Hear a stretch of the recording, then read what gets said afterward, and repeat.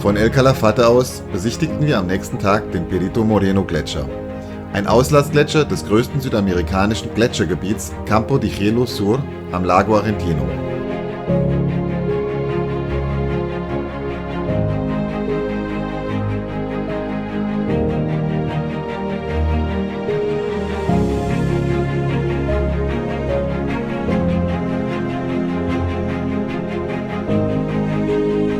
Über 90 Meter ragen die gigantischen Eismassen aus dem blaugrünen Wasser empor. Dieser magische Anblick zog uns stundenlang in seinen Bann.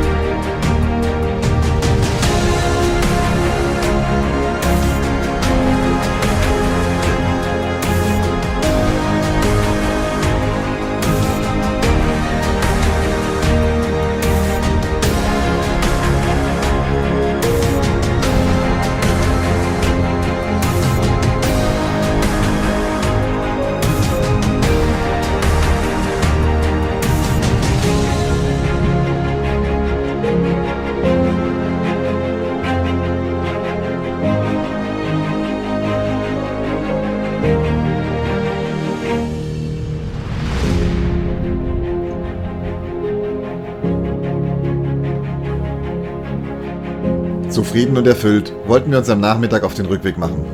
Doch beim Drücken des Anlasserknopfs meiner Argentina gab es ein furchtbares metallisches Geräusch und dann lief der Anlasser leer.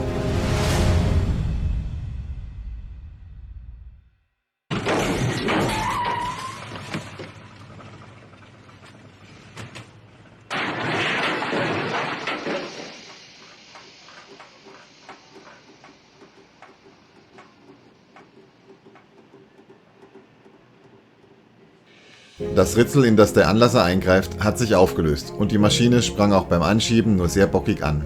Also entschlossen wir uns, unser letztes Ziel nicht mehr mit den Motorrädern anzufahren, sondern diese schon 2 Tage früher zur Spedition zu bringen und mit dem Mietwagen nach El Chaltén zu fahren.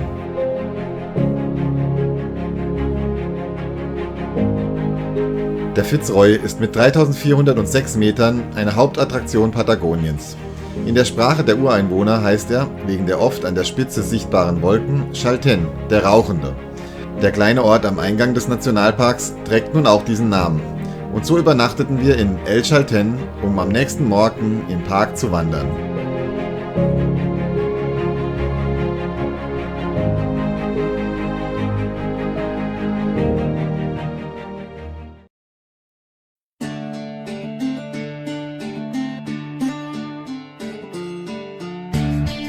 Los ging's. Wir wählten einen 21 Kilometer langen Weg zur Laguna de los Tres an den Füßen des Fitzroy. Insgesamt ging es über 800 Höhenmeter nach oben, wobei der steilste Anstieg von 400 Metern erst auf den letzten Kilometer wartete. Der fantastische Anblick des Bergs zog mich an wie ein Magnet. Martin hingegen entschloss sich nach der Hälfte des Weges das Gipfelbier zu trinken und die Aussicht von dort zu genießen, wo wir gerade pausierten. Ich lief danach weiter.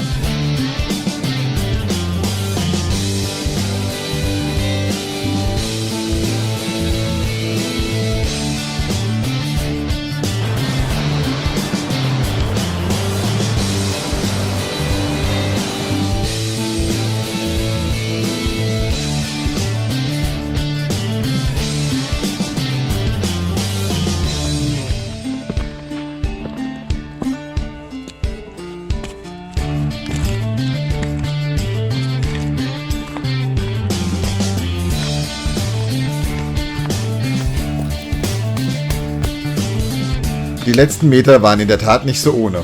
Aber oben angekommen, raubte mir nicht mehr die Anstrengung, sondern der wahnsinnige Ausblick den Atem.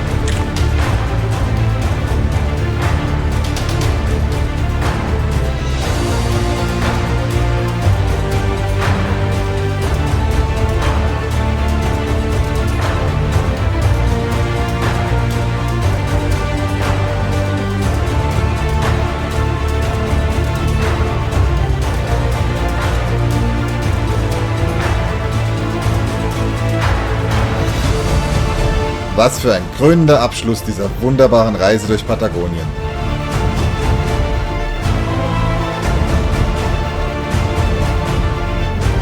Tags drauf erklommen wir gemeinsam noch einen weiteren Aussichtspunkt.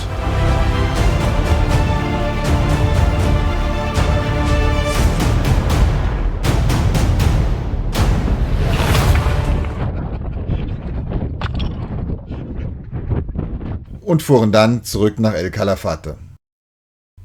Von dort ging es am 28. Februar in einem 3-stündigen Flug zurück nach Buenos Aires. 5.950 Kilometer auf dem Motorrad und jeden einzelnen Meter davon vermissten wir schon im Flieger.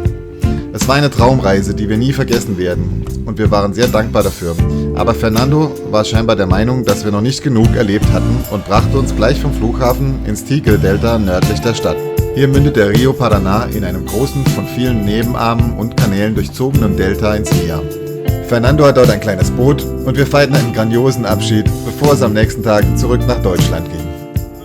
Salut, Prost!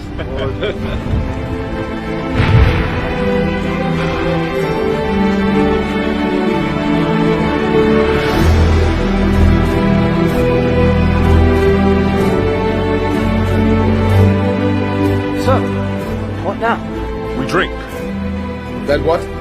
Wherever they send us. Whatever France needs. I thought you didn't believe in that stuff anymore. I believe in us. Till the day I stop believing that, there are still things in this world worth fighting and dying for.